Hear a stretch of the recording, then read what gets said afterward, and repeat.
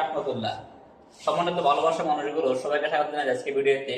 আজকে একটা বিষয় নিয়ে কথা বলার চেষ্টা করি, তা হচ্ছে আপনারা জানেন যে আমরা বাংলাদেশের মানুষ, বাংলাদেশ থেকে যারা অল্প শিক্ষিত মানুষ অথবা একটু ভালো ফ্যামিলির মানুষ অথবা যারা একটু পড়াশোনা করছে এরকম মানুষের মন মানসিকতা কেমন, এই পার্থক্যটা আমি আপনাদেরকে কাছে স্পষ্ট করব।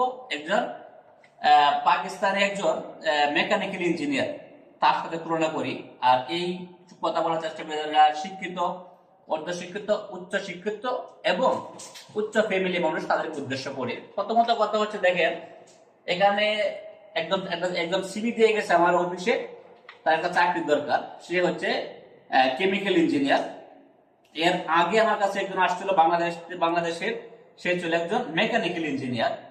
এছাড়াও পাবলিক ইউনিভার্সিটির মতো জায়গা থেকে, বাংলাদেশ থেকে, ইন্ডিয়া থেকে